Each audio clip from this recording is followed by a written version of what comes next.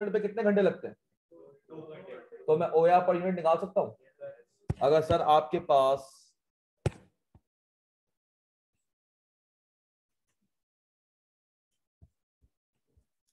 Sir O A R per machine hour कितना है? 1250। Sir मेरे पास number of hours per unit कितना? अबे 2 घंटे नहीं है, 32,000 घंटे, 16,000 यूनिट्स। कितना आया बेटा? देखो वो जो हम पर लेबर आवर पर मशीन आवर की बेस यूज करते हैं वो डिपार्टमेंट को एलोकेट करने के लिए अच्छी होती है। किसके लिए होती है? जो पूरा यूनिट आता है ना उस पे पर यूनिट ओआर निकलता है। क्या निकलता है? जो आप पूरे यूनिट पे ओआर एब्जॉर्ब करवाते हो किस पे निकलता है? पर यूनिट जो आपके पास आता है, ना ही के मशीन आवर्स या लेबर आवर्स। सर एक डिपार्टमेंट में अगर एक कॉस्ट लगती है रेंट की, उसको आपने डिपार्टमेंट से एलोकेट करना है ना, वहां पे बेसिस आएंगी कौन सी? Machine hour, labour hour, labour cost, prime cost, ये आ जाएगी। वैसे जब हमारे पास पूरे यूनिट पे अगर हमें एब्जॉर्ब करवाना है पूरे यूनिट पे, वो किस पे लगेगा सर? आपके यूनिट की बेसिस पे लगेगा। सही है, वहां पे घंटे मत ले लेना। सर आपके पास कितना आया? मल्टीप्लाई करो।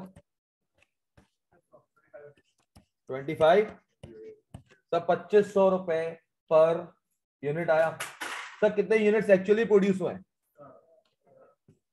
सर आपके पास अप्लाइड ओवरहेड्स क्या कर दूं मैं?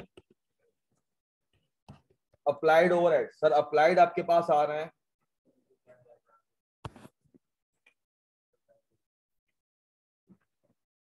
सर 17,000 मल्टीप्लाई बाय 2500 कितना आया? 41.2, 42.5। सर ये आपने अप्लाई करवा दिए, जो यूनिट प्रोड्यूस हो उस पे आपने हर एक यूनिट पे 2500 के हिसाब से अप्लाई करवा दिया। सर यहाँ पे पता है मसला क्यों आया है? सर आप लोग अभी तक जितने भी ओवरहेड के सवाल किए थे वहां पे बजटेड आवर्स और एक्चुअल आवर्स में कभी फर्क नहीं आता था। अगर एक यूनिट को बजट किया हुआ था 2 घंटे में बनेगा तो एक्चुअल में भी 2 घंटे में आ रहा था। इस सवाल को सिर्फ से लिंक किया हुआ वेरिएंसेस के साथ, इसलिए थोड़ा सा आपको ये अलग लग रहा होगा। थोड़ा सा क्या लग रहा होगा? ऐसा मैं देखा जाऊं तो सर मेरे 17,000 यूनिट जो है 34,000 घंटों में बन जाने चाहिए थे। है नहीं है? अगर एक यूनिट 2 घंटे में बनता है तो 17,000 यूनिट कितने घंटे में बनने चाहिए थे? 34,000। इससे 32,500 घंटे में बनाया ना। हाँ, तो सर इसका जो बेनिफिट है वो प्रोडक्शन वालों को दिया जाएगा। किसको दिया जाएगा? बोनसेस वगैरह देखे जाते हैं, वो फिर आप स्टैंडर्ड कॉस्टिंग पढ़ोगे वहां पे आपको सबकी एनालिसिस पता चलेगी। इससे थोड़ा सा ये सवाल क्या हो गया है? डिफरेंट हो गया। आपने कॉन्सेप्ट जो पढ़े थे वो वाले, वो कहां तक लिंक थे? जब तक ओवरहेड्स का टॉपिक ही था। वेरिएंस के साथ लिंक होगा तो थोड़ी चीजें क्या हो जाएंगी? चेंज। बस ये याद रखना प्रैक्टिकल लाइफ में भी आपके पास जो ओवरहेड है वो अप्लाई होता है किस पे? यूनिट्स पे। और वहां पर आवर्स में और बजटेड आवर्स और एक्चुअल आवर्स में फर्क नहीं होता। डन है? सर आपके पास एक्चुअल, सर यार ने कहा था 2 प्रोडक्ट्स हो तो आज लेना बेटा, वो उसके हिसाब से सही था अब्दुल समी। ये सवाल थोड़ा सा डिफरेंट है। सर आपके पास एक्चुअल कितना था? सर एक्चुअल हुए हैं 41.2, that include depreciation of 12.5 million. Sir से क्यों दिया है?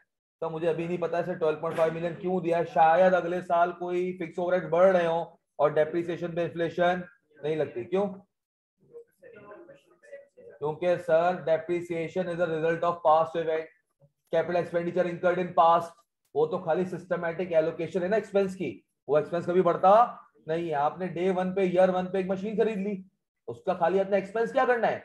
एलोकेट करना है। वो रिजल्ट ऑफ पास्ट इवेंट है। ये फ्यूचर की एक्टिविटी होगी जिस पे इन्फ्लेशन एप्लीकेबल होगा। पता नहीं इन्फ्लेशन है या नहीं है। सर मैंने नहीं पढ़ाना भी नीचे का। एक्चुअल कितना है? 41 पॉइंट।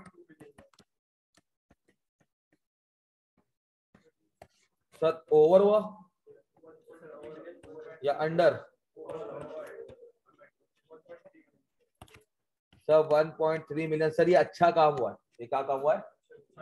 अच्छा गया आपने, कि होना चाहिए था कितना तो आपने कितना कर दिया। सही है। अब इसके जो रीजंस होंगे वो बाद में वेरिएशन में देखोगे, किसको इसका बेनिफिट दिया जाए, किस डिपार्टमेंट को इसका बोनस दिया जाए और कौन इसका हकदार है। क्लियर हुआ? पार्ट ए का आंसर 6 में से समझो 2 नंबर यहां तक था, करेक्ट है? दो नंबर ही होगा, कुछ नहीं होगा, 2 लाइन ही करना ही क्या था। Sir part B, determine fix overhead absorption rate for the next year. Sir EL absorb fix overhead by using predetermined machine hour rate. भाई आपके ओवरहेड एब्जॉर्ब होते किस पे? मशीन आवर रेट के ऊपर। For the next year the management of EL has made the following projections. Production and demand for retail expected to increase by 15% से आपकी बढ़ जाएगी। Sir, EL is intending to buy a new automated machinery costing ₹7.3 million। अच्छा मुझे एक बात बताओ sir, last year में आपने बजट किया था 16,000, कितना? नेक्स्ट ईयर में कितना हुआ? उसी साल में कितना हुआ एक्चुअल प्रोडक्शन? 17,000। और सर नेक्स्ट ईयर के लिए मुझे जो ये 15% लगाना है, क्या 16 पे लगाऊं या 17,000 पे लगाऊं? क्यों? हाँ बेटा, क्योंकि सर आपका जो लास्ट ईयर का जो बजट होता है वो लास्ट ईयर तक होता है, तो जो लास्ट ईयर का एक्चुअल रिजल्ट होता है वो हमारे लिए बेस बनता है नेक्स्ट ईयर की बजट के लिए। ये बात कंफर्म है? Yes sir. तो सर आपसे कह रहा है कि प्रोडक्शन डिमांड रेट इंक्रीज होगी 15%। EL intended to buy a new automated machinery, शायद इसके डेप्रिसिएशन दिया था इसने। नई मशीनरी आएगी costing ₹7.3 million to increase the actual efficiency by, मतलब पहले अगर मशीन 1 घंटे में बनाती थी तो अब शायद 45 मिनट में बनाएगी, पहले 60 मिनट में बनाती थी तो अब 45। एफिशिएंसी बढ़ने का मतलब टाइम अब कम लेगी। तो सर क्या मैं पहले बजटेड आवर्स निकाल लूं इसके? हाँ, ये डेटा काफी है। डिमांड बढ़ रही कितने से? 15% से। और आपका, और सर आपकी जो बेस है वो मशीन आवर है, तो मैं मशीन आवर्स निकाल लूं उसके पहले। तो मैं मशीन आवर्स निकालता हूं, part B, machine hours next year. Sir आपके पास ईयर 1 में कितने थे? 32,400। 32,000 अब आप यूज नहीं करेंगे, लास्ट ईयर का एक्चुअल नेक्स्ट ईयर के लिए बजट बन जाएगा, सही है, वो बेस बन जाएगी। सर 32,400, 32,400। सर कितनी बढ़ रही है डिमांड? सर डिमांड बढ़ रही है 15%, तो 1.15 क्या तुम इंटू 1.15 मल्टीप्लाई बाय, सर आपके पास एफिशिएंसी आती है तो टाइम कम होगा, ये 1.25 नहीं होगा, ये क्या हो जाएगा? 75%।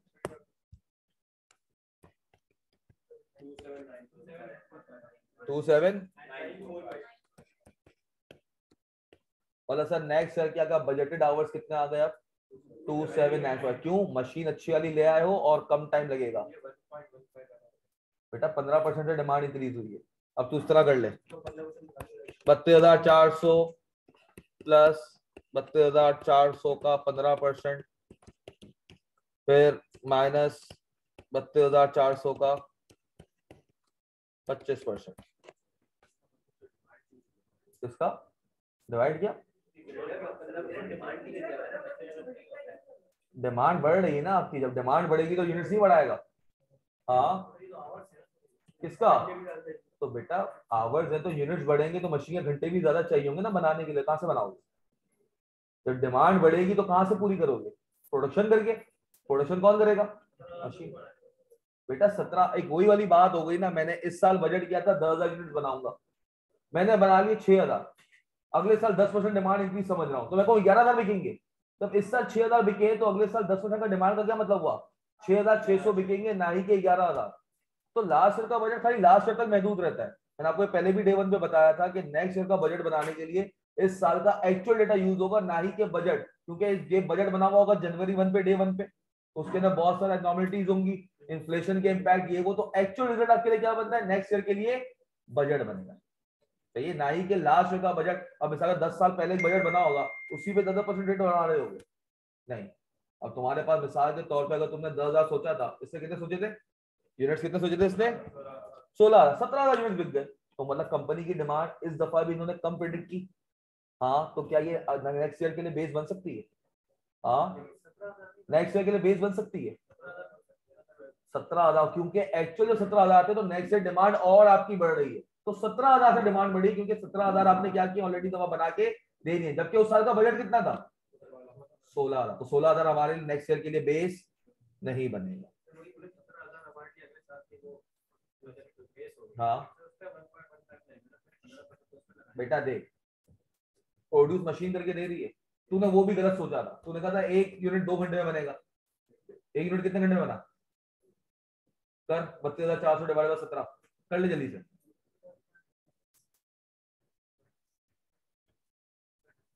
कितना, अब तुमको नहीं मशीन तो 2 घंटे ही लगा, पॉसिबल। जब आपको आपकी भाई देखो ये जो 2 घंटे हैं 1 पॉइंट, आपको देखो एक्चुअल डेटा को पता चलता है, ये साल के एंड में पता चला होगा। आपने डे 1 पे सोचा था कोई मशीन की एफिशिएंसी नहीं वो 2 घंटे में बना के देगी, ये आपका डेटा था 1 जनवरी को, 31 दिसंबर तक या पीरियड एंड तक आपके पास एक्चुअल चीज आई, तो ये ज्यादा अच्छा रिजल्ट है। नेक्स्ट ईयर के लिए बजट बनाना कौन सा अच्छा रिजल्ट है, ये वाला है या ऊपर वाला, तो एक्चुअल रिजल्ट आया, ताकि आप नेक्स्ट ईयर का जो बजट बनाओ वो लास्ट ईयर के एक्चुअल डेटा पे बनाओ। डन हो गया, सेंसिबल लग रहा है, लॉजिकल भी लग रहा है।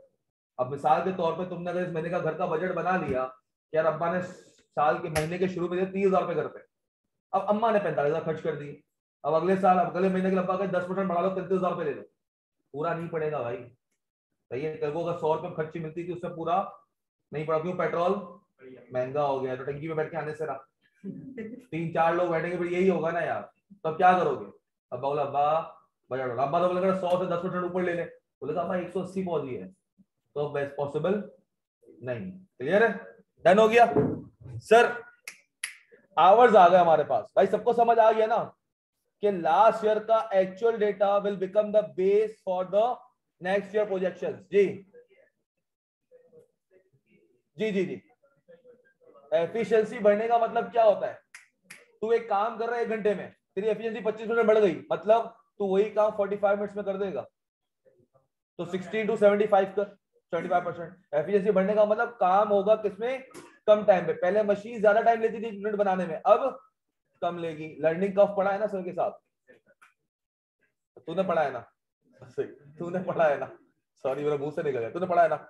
उससे भी क्या होता है, हर अगले के साथ क्या होती है, एफिशिएंसी आपकी बढ़ रही होती है। वो लर्निंग कर्व का इफेक्ट भी क्या है, एक एफिशिएंसी का, ये ना कि लेबर जितने घंटे काम करता है तो उसकी क्या होती है, एफिशिएंसी बढ़ती रहती है। जब शुरू में स्मार्टफोन आया था तेरे को बड़ा वो होता था ना, मैसेज सही से टाइप नहीं होते थे, देख देख क्या करना पड़ता था, अब शायद हो गई है। फर्म में जाओगे अभी शायद लैपटॉप की एक एक उंगली की पे मारनी होगी, है ना, एक उंगली, फिर ऐसा होगा 3 उंगलियां यूज कर रहा होगा, क्यों, हाथ सेट हो जाएगा, ये उंगली कहीं और फील कर गया, हम लैपटॉप पे ही थे। खैर हो गई यार, लाइब्रेरी के अंदर बैठा कर कहता हूँ मैं तुझे। सर आपके पास डिमांड आ गया, सर कह रहा है EL is intending to buy a new automated machinery costing rupees 7.3 million to increase the actual efficiency by 25%। Sir 7.3 million की आप मशीन खरीद रहे हो, ये सारा का सारा क्या एक ही साल में एब्जॉर्ब हो जाएगा। Sir machine hour the useful life क्या होती है, डेप्रिशिएट होती है, खर्चा आप कर तो आज रहे हो मगर उसका सारा का सारा बेनिफिट आपको नेक्स्ट ईयर में नहीं मिलेगा। तो कह रहा है new machinery would have a useful life of 8 years with residual value of rupees 1 million। Sir 8 साल, कितने साल, 8 साल तक सर ये मशीन क्या क्या काम करेगी। तो सर आपके पास डेप्रिसिएशन निकाल लूं,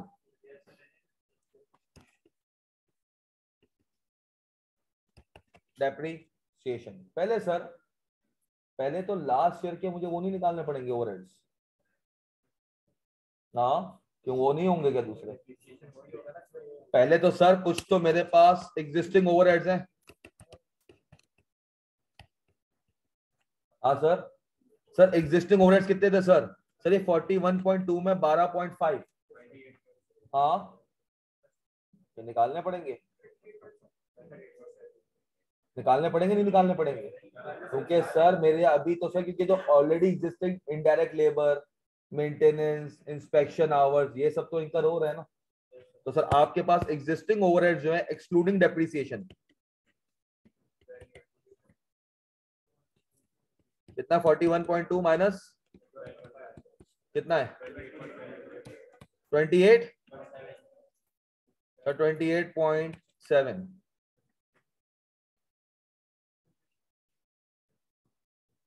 सर आपके पास फिर आपसे कह रहा है सर इसके ऊपर existing overheads other than depreciation are expected to increase by 10%। दोस्तों आप एग्जिस्टिंग जो चल रहा था, जो इनडायरेक्ट लेबर, सारी जो चीजें तो वहां पर रेंट वगैरह थी, वो 10% से क्या हो रही है, बढ़ रही है। तो आपने कहा सर ये ले लें 10% इंटू 1.1 कितना आया 31,570,000 सर 31.57 मिलियन जो एग्जिस्टिंग ओवरहेड्स थे वो आपके क्या हुए, इंक्रीज हो गए। और सर हमें क्या करना है सर, जो डेप्रिसिएशन है, क्या सर मैं पुरानी मशीन निकाल के फेंक चुका हूँ, क्या पुरानी मशीन निकाल के फेंक चुका हूँ, क्या पुरानी मशीन मैंने बेच दी है, सर वो भी आएगी। अब सर डेप्रिसिएशन एग्जिस्टिंग कितनी है 12.5 एग्जिस्टिंग डेप्रिसिएशन आएगी। फिर सर हमारे पास न्यू मशीनरी आएगी, सर कितनी है वो, सर आपने 7.3 मिलियन की मशीनरी खरीदी है, 1 मिलियन की रेजिडुअल वैल्यू है, 8 साल की उसकी यूजफुल लाइफ है। कितना आया 787,500 787,500। सर फिर हमें कुछ और कह रहा है, सर कह रहा है additional supervision cost would need to be incurred at 70,000 per month. Sir शायद न्यू मशीन के लिए आपने कोई सुपरविजन के लिए बंदा बुलाया होगा, उसके लिए 10,000 17,000 रुपए पर मंथ, और आप क्या कर रहे हो नेक्स्ट ईयर। तो सर आपके पास सुपरविजन एडिशनल सुपरविजन कितना है 70,000 इंटू 12 840। तो सर तो वहां पर नेक्स्ट ईयर का बजटेड फिक्स ओवरहेड आ गया कितना 697,500। बेटा सर आपने बस ये याद रखना था कि नेक्स्ट ईयर के लिए जो आपने बेस थी वो लेनी थी क्या, actual overheads and actual hours या एक्चुअल यूनिट, जो भी आपको समझ आए। लास्ट ईयर के बजट से नेक्स्ट ईयर का बजट मत बनाना, डन है। हाँ सर अगर कोई ऐसा सवाल हो, हाँ हाँ पीडीएफ मिल जाएगी बोर्ड की नहीं वन नोट की। सर अगर ऐसा सवाल हो कि सवाल में सिर्फ बजटेड डेटा हो, एक्चुअल या सिर्फ एक्चुअल हो, तो समझ लेना बजटेड एंड एक्चुअल क्या है, दोनों सेम है, डन है। सर अब क्या निकालना था, एब्जॉर्प्शन रेट मशीन आर की बेसिस पे। तो यहाँ पर टोटल